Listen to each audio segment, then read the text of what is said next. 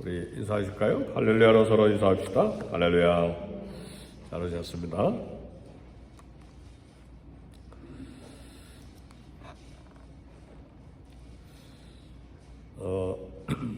많은 세월 동안 우리가 신앙생활을 해오고 있는데 하나님과 이렇게 관계하면서 사신 지가 10년이든 수십 년이든 이제 많은 날, 많은 세월 하나님 앞에 어떻게 걸어왔는가, 하나님과 어떤 관계를 가지고 살아왔는가. 우리 관계하면 친구 관계, 남편과 아내와의 관계, 부모와 자녀의 관계, 직장, 거래처, 사람들과의 관계만 생각하는데 가장 중요한 관계는 하나님과 나와의 관계입니다. 네, 그런 수십 년을 하나님과 관계하면서 걸어왔는데 무엇이 기억이 납니까? 저 며칠 동안 하나님과 나와의 관계, 내 생애 속에서 하나님께서 나에게 역사하시고 또 교훈하시고 또 보여주시고 인도하신 부분을 며칠 동안 생각하고 또 가족들에게 카톡도 보내고 그런 시간이 처음 있었어요. 근데 여러분 어떤 기억이 납니까? 하나님과의 관계 속에서 하나님과의 관계 속에서 불편한 생각이 많이 납니까? 아니면 감사가 넘칩니까? 일단 저는 하나님 때문에 불편한 생각은 하나도 기억이 안 나고 내 잔이 넘치나이다. 너무 감사하다. 그렇다고 제가 대단한 업적을 이루거나 재산을 쌓아놓게 됐다거나 저는 아주 목회자로서 가난하죠. 가난하지 않으면 목회자도 있지만 저는 아주 가난하죠. 그런데도 하나님에 대한 불편한 마음이 하나도 없고 너무 은혜가 넘친다. 너무 하나님 나에게 잘 대해주셨다. 내 잔이 넘치나이다. 이거 잊지 않고 살아야 되겠는데, 평생에 기억하고 살아야 되는데, 그래서 한국에 있는 다섯 형제들에게 카톡을 보냈어요. 하나님 내 생애 속에 이렇게 일하시고, 지금도 은혜를 베풀어 주시고 계십니다. 그게 제 신앙 고백입니다. 과거를 뒤돌아보는 것은 때로 괴로운 것일 수도 있고, 그리고 때로 즐거운 기억, 그런 기억일 수도 있는데, 그러나 과거를 기억하는 것은 알게 모르게 현재의 삶에 영향을 끼칩니다. 인간과 하나님의 관계에서도 과거를 뒤돌아보는 것은 중요합니다.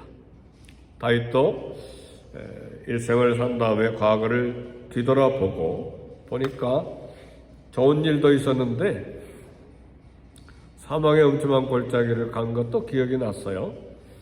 그러나 그 사망의 음침한 골짜기에도 주께서 나와 함께 하십니다. 죄의 막대기가 지팡이가 나를 아니하시나이다. 그러니까 늘 반복된 그런 말씀이지만 사망의 음침한 골짜기조차도 은혜의 골짜기였음을 고백하고 원수의 목전에서 식탁을 베풀어 주시고 또 머리에 기름을 발라주셔서 잔이 성령의 충만으로 잔이 넘치게 하시니까 너무 감사해서 지혜 선하심과 인자하심이 정녕 나를 따르리니, 그러니까 하나님의 선하심과 인자하심이 평생 나를 따르니 내가 여호와의 집에 영원히 살겠다. 그러니까 다윗도 하나님 때문에 상처받은 게 하나도 없어요. 그리고 감사한 생각밖에 없는 거예요. 오늘 우리 성도님들은 하나님과의 관계에서 어떻습니까? 관계를 잘 맺어오셨습니까? 그리고 불평할 게 많습니까? 감사할 게 많습니까?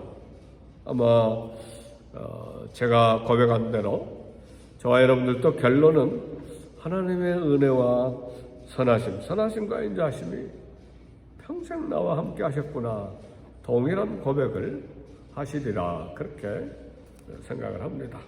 오늘 본문에 보면 신명기 11장 3절에 애굽에서 그 왕 바로와 그 전국에 행하신 이적과 기사와, 그러니까 모세가 40년 전의 일을 지금 회상하는 거예요. 과거를 기억하는 거예요. 신명기는 지금 40년 광야를 끝나고 가나안 땅에 진군하기 전에 쓴 책이잖아요.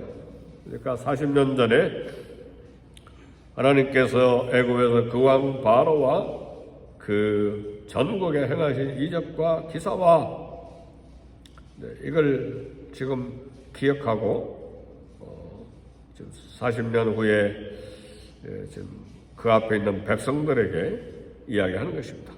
하나님은 초자연적인 10가지 재앙으로 그 강대한 애굽 제국을 두들겨 패신 거예요. 우리 조선 땅에 일본이 침략을 해서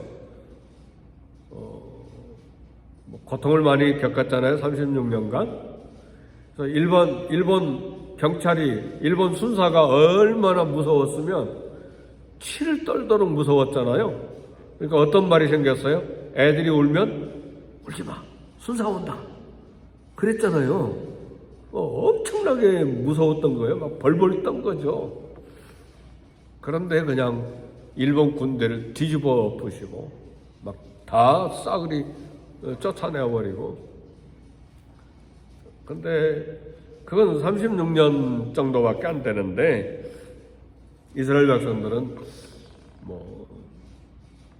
400여 년이잖아요. 400여 년. 그러니까 감히 애국 군대 눈 똑바로 쳐다볼 수도 없는 그런 대상들인데 10가지 재앙으로 완전히 뒤집어 퍼버리시잖아요. 11장 4절에 보니까 또 여호와께서 애국 군대와 많은 병거를 홍해 물로 덮어 멸망시키셨다. 뒤에는 바로 군대가 쫓아오고 앞에는 홍해 바다가 가로막혀 있는 아주 절망적인 상황이죠. 이런 상황을 우리도 가끔 만나죠. 인생에. 이럴 수도 없고 저럴 수도 없고 앞이 캄캄하게 막히니까 집에 앉을 수 없고, 그러니까 정신없이 LA 땅을, 올림픽 거리를, 윌시어 거리를 걸어 다닐 수도 있잖아요. 이제 예를 들면 그렇다 그 말이에요. 그런 고통의 순간에 하나님께서 백성들을 기억하시고 바닷물을 갈라서 건너가게 하시고 뒤쫓아오는 애국 군대, 그 무서운 애국 군대를 완전히 마차를 달리지 못하게 하고 그 다음에 완전히 바닷물에 수장시켜버리잖아요. 그렇게 해서 건져내셨어요.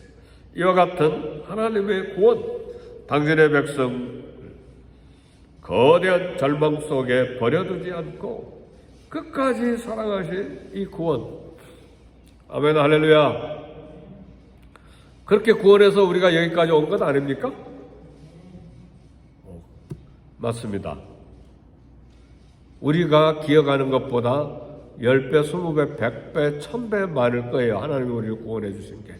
우리가 다 인지를 못하고 기억을 못해서 그러지, 또 깨닫지 못해서 그러지, 인간과의 관계 속에서 또 이 사건 속에서 운전하는 과정 속에서, 우리 집도 15년 사는 동안에 도둑이 한 번 들어왔는데, 도둑이 와서 나 없는 사이에 사람을 만나서 막내나 아내를 만났으면 어떻게 할 뻔했어요. 그런 것도 다 하나님의 은혜잖아요. 없는 사이에 그 잠깐 순간에 왔다 간 거잖아요. 다 뒤집어 놓기는 했지만 예를 들면 그렇다 그 말이에요. 그러니까 우리가 알지 못하는 수많은 구원을 그것만이 있어요? 내가 절망하고 낙심해가지고 마약에 손을 대버렸거나 아니면 내 삶을 스스로 극단을 선택해서 내가 끊어버렸거나 얼마든지 그럴 수 있는 정신적인 고통과 절망이 우리에게 많이 있었다고요. 그런데 오늘 하나님을 섬기고 주님 앞에 예배하고 기도하는 삶을 여기서 살아오고 있잖아요. 그것뿐이에요. 무수한 질병, 이번에 팬데믹 바이러스가 왜 나는 비껴갔을까? 그거 생각해 보신 적 있어요? 친구 목사와 친구 선교사는 막 여기저기서 죽어서 섭섭하고 고통스러웠는데 왜 나는 생존했을까? 그거 생각해 본 적이 있으세요? 내가 잘나서요? 손을 비누로 잘 씻어가지고요? 어림도 없습니다. 어림도 없어요. 하나님의 다 손길 속에서 이렇게 살아온 것이죠. 그래서 하나님이 끝까지 사랑하시고 구원하시고 간구 들으시고 부르짖음 들으시고 기도 소리를 들으셨어요. 하나님은 독생자 예수님 죽음에 내주시기까지 사랑하셨는데 그 사랑을 끊을 수가 없습니다. 근데 이제 중요한 포인트가 뭐냐면 11장 2절을 한번 읽어봅시다. 시작. 너희의 자녀는 알지도 못하고 보지도 못하였으니 거기까지요. 너희 자녀는 알지도 못하고 보지도 못하였으니 이걸 자녀들은 하나도 보지도 못했다는 말이에요. 앞으로 미래의 자녀들은 보지도 못하고 알지도 못할 거예요. 기성세대만 아는 거예요. 7절 다 같이 읽어봅시다. 시작. 너희가 여호와께서 행하신 이 모든 큰 일을 너희의 눈으로 보았느니라. 그러니까 지금 신명기 설교를 듣고 있는 이스라엘 백성들은 듣고 보았어요. 이 모든 큰 일을 너희 눈으로 보았다. 너희들은 다 보았다. 그러나 너희의 자녀는 알지도 못하고 보지도 못한 일들이다. 지금 무슨 이야기를 하기를 원하냐면 모세는 이 모든 기적과 하나님의 사랑과 하나님의 구원을 부모 세대는 다 보고 경험했어요. 그러나 너희 자녀들은 또 미래의 세대들은 보지 못하고 경험하지 못한 일인데 어떻게 해야 되느냐? 그 말씀이에요. 우리는 수십 년 살아오면서 온갖 파도와 풍랑과 사막과 강과 바다 그리고 절망과 그런 막 사력을 다해서 하나님께 부르짖으며 만나면서 수십 년을 여기까지 살아와서 하나님이 나와의 관계 속에서 불평할 건 없고 은혜만 가득하구나 그걸 깨닫고 고백하는데 우리 자녀들은 그게 없다는 말이에요. 그런 갈등도 없거니와 하나님을 경험하지도 못했기 때문에 보지도 못하고 알지도 못했기 때문에 자녀들이 오늘 저와 여러분들의 신앙과 같은 신앙을 가지고 있습니까? 같은 그리스도에 대한 사랑과 감사를 가지고 있습니까? 그리스도를 중심한 똑바른 신앙관, 물질관, 인생관, 사생관, 세계관을 가지고 있습니까? 어림없어요. 어림없어요. 어떻게 하겠느냐 그 말이에요.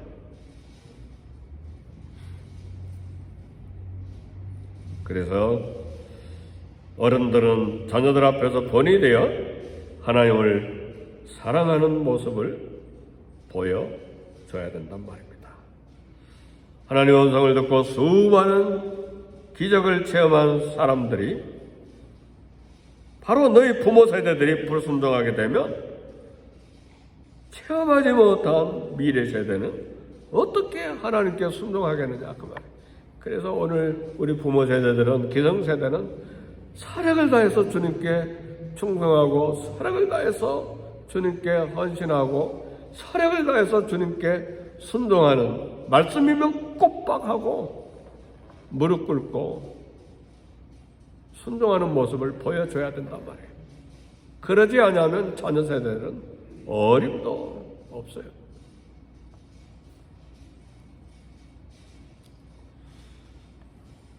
사랑하는 성도들은 누구든지 자신의 과거에 체험했던 하나님의 은혜를 되새기고 헤아리고 기억해야 됩니다.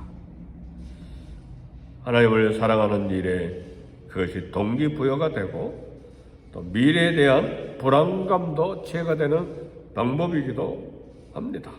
근데 뭐까지 기억해야 되냐면 6절 이제 말씀 보면 뭐 또 이야기하냐면 참 기억하기 싫은 이야기가 나와요.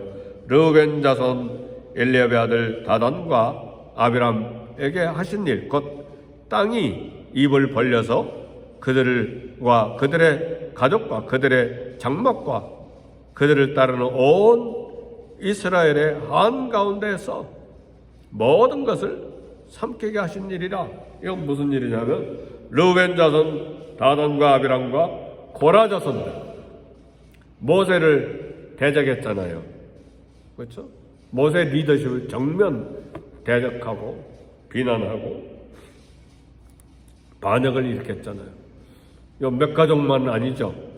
또 이를 따르는 많은 무리들도 있었죠. 그러니까 갑자기 땅이 갈라져 가지고, 지진이죠, 지진. 땅이 갈라져 가지고 막 그들의 천막, 그들의 물건, 그들의 가족이 다 땅속에 들어가 버렸어. 닫아버렸잖아요. 그것까지도 기억해야 된다, 그 말이지. 무슨 이야기입니까? 너희들이 이런 것들을 다 경험했기 때문에 순종을 보여줘야 된다, 그 말이에요. 너희 자녀들도 그래야 이제 가나안 땅에 들어가면 순종의 삶을 살고, 그게 교훈이 되고 거울이 돼서 두려움으로 하나님 앞에 순종하게 된다는 말씀입니다. 이 모든 것을 기억하고 믿음의 삶을 살아야 후손과 다음 세대도 배워서 살게 된다는 말이에요. 우리 신앙 여정을 살아온 생애 속에서 만난 하나님, 강하게 체험한 하나님, 또 우리 삶의 경고로 채찍질하시고 징계하신 하나님도 우리 만났잖아요. 그런 하나님 다 기억하고 되새기면서 오늘 하나님 앞에서 바른 신앙, 바른 순종, 바른 헌신, 이렇게 그걸 드러내야 된단 말이에요.